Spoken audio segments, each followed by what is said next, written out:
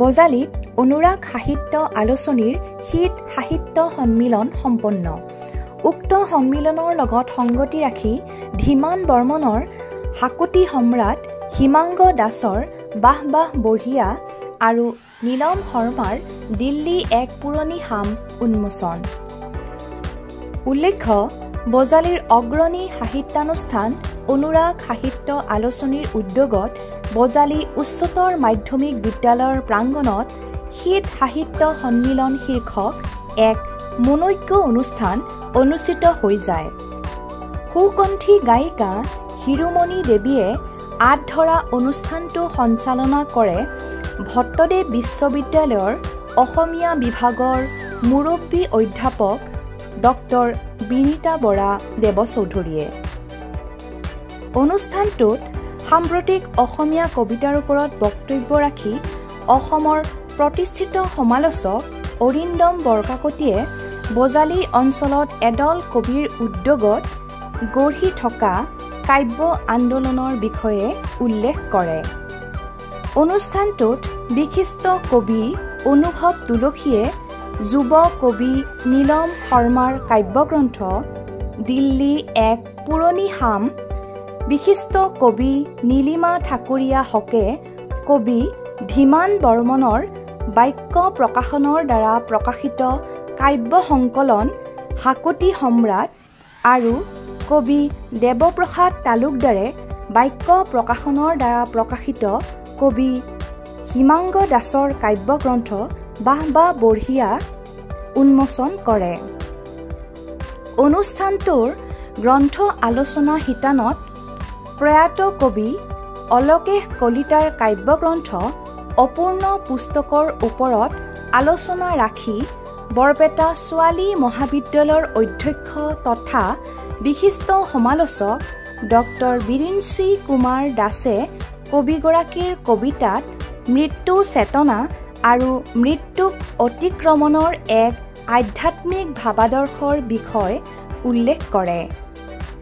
আন এখন গ্ৰন্থ যোগদেৱতী দাসৰ মুগাবৰণীয়া শিলবোৰে এই কথা জানেৰ বিষয়ে আলোচনা ৰাখি কবিৰ নিৰ্মেদ নিৰ্মাণ আৰু সংবেদনশীল দৃষ্টিভংগীৰ কথা উল্লেখ কৰে। উক্ত অনুষ্ঠানতে জুৰীৰ দ্বাৰা নিৰ্বাচিত শিতানত খঞ্জনা শৰ্মাক অনুৰাগ সাহিত্য বঁটা 2024, তুতুল মানৱক অনুৰাগ কাব্য সাহিত্য বঁটা 2024, পীযুষ পাঠকক অনুৰাগ কাব্য সাধক বঁটা 2024 আৰু অভিজিত তালুকদাৰক অনুৰাগ নিষ্ঠাবান কাব্য চৰ্চাকাৰী বঁটা 2024 প্ৰদান কৰা হয়। আনহাতে পাঠকৰ দ্বাৰা নিৰ্বাচিত শিতানত নিবেদিতা শইকীয়াক অনুৰাগ কাব্যপ্ৰাণ বঁটা 2024, ডক্টৰ ৰুমি কলিতাক অনুৰাগ সাহিত্য সৌৰভ বঁটা 2024 আৰু ৰমেন দাসক অনুৰাগ শিল্পী বঁটা 2024 প্ৰদান কৰা হয়। উক্ত অনুষ্ঠানতে নিৰ্বাচিত কবিৰ কাব্যপাঠ শিতানত ৰুবুল দাস, যোগজ্যোতি দাস, মদন ৰাজবংশী, উৎপল কলিতা, জোনালী মজুমদাৰ, মোনালিছা শৰ্মা, হিমানী দাস, হীৰা দেৱী আদি বিভিন্ন প্ৰান্তৰ কবিয়ে কবিতা পাঠ কৰে। কাহিনী ইটালীৰ এজন দৰ্শনৰ পণ্ডিতে লিখিছিলে আগামবেন বুলি। তেওঁ এটা প্ৰবন্ধই লিখিছিলে যে and of the poem, the and of the poem, কবিতাৰ শেষ নাই। কবিতা এটা লেখোঁ, কিন্তু শেষটো কি? শেষটো শেষত আছেনে? এইটো এটা ডাঙৰ প্ৰশ্ন।